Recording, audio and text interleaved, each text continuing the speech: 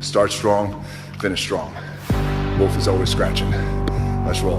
Up at 3:45 a.m., cardio by 4:45 a.m., hitting the iron by 6:15 a.m., in my pickup truck by 7:15 a.m., heading to work, ready to get after it, ready to shoot. There's no substitute for hard work. I'm gonna make something out of myself, but it's gonna be so good, it's bad.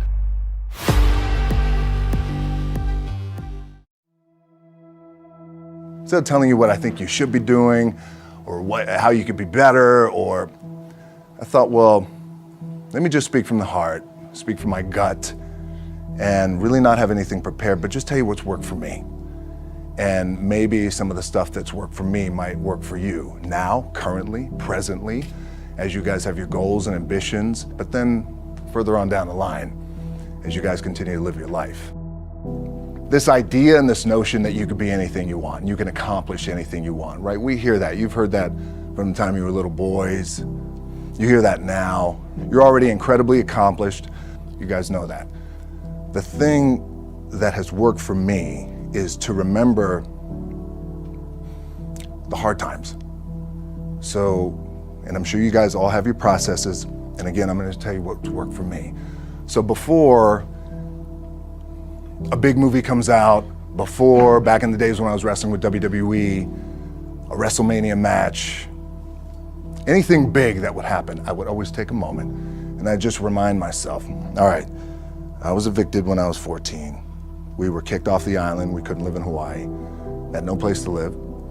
A lot of shit happened then when I moved to Nashville. I was arrested multiple times by the time I was 16 years old. I would remember that, and it allows me then to be present in the moment and understand, holy shit, the stuff I have around me right now, this is the shit that I dreamed of when I was a kid. I am here. I played for University of Miami, played for great teams. Warren Sapp, Ray Lewis, they were my teammates. They were balling. Warren Sapp was playing tight end that time. I was starting defensive tackle. Yeah, they moved him over to D-line. And he looked at me, he's like, yo, dude, I'm gonna take your spot. And I said, you ain't taking my spot. He said, I'm gonna take your spot. I said, no, you ain't. We battled, and he took my spot. Now you can imagine how that with me, because there goes my opportunity.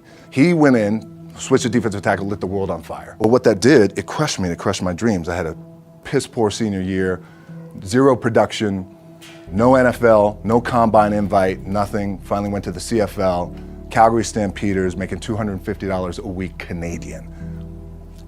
Now I had to send that home to my wife at that time. Had no money.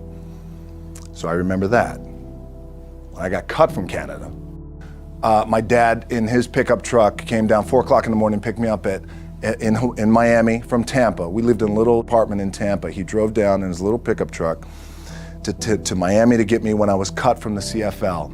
And I thought, well, I leave home like you guys left home. I'm ready to tackle the world, to get after it, achieve my dreams and goals. Crushed by 22, 23 years old. Now I gotta move back in with my mom and dad.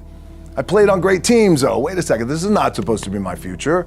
I'm supposed to be in the NFL right now. I'm supposed to be making a lot of coin and buying my parents, buying me, taking care of my wife, but it never happened. So I pulled out my wallet, I thought, well, let me see how much money I have. I opened it up, I had a 5, a 1, and change. Well, at least I rounded up to $7. But I thought, God, ain't this a bitch? I got $7 in my pocket. Where the f do I go now? What do I do? I can't go back to CFL. The point comes where you hear that voice, the big run's over. Like, you're done, right? So I heard that voice. So as Coach was saying, man, I hold on to that. I'm telling you, I keep my back is up against this mother. We laugh, we joke, we have a good time, but my back is still up against this mother. I do not forget it. What this also helps me do, and again, it works for me, is at some point, you gotta be tired of not being number one. You have to be, and you gotta play angry, and I play angry. Now, I'm cool and calm with my approach, and when I step out on my field, which is a set, or, you know, like, there's some, and you're always gonna have haters, and haters are like, well, God damn, man, how many movies are you gonna make, or how much shit are you gonna do? Like, you do a lot of shit. I say, yes, it's my ambition. Of course, why not? I could do it, yeah. I love what I do. And not only that, but in what world do we not work every day? my back is up against this thing, you know, and I started to play angry, by the way, and I still play angry. My last match, Brock Lesnar, transitioned, and I realized if I had to be great at something, I wanted to be great in this world of Hollywood and movie making and producing and entertainment, I had to commit, and like you guys have to commit. Obviously, you commit to something, commit to the goal. So I quietly retired. 2 years later, I thought, what did I do with my career? Because my movies were not doing well. I was written off. I was like, it was around 2006, 2007. I was like, I pulled a Jim Brown. I left when I was on top, like #1 in the wrestling business, and I left. It was a ballsy, gutsy, some call it stupid move, but I had to commit and I had to follow what was in my gut.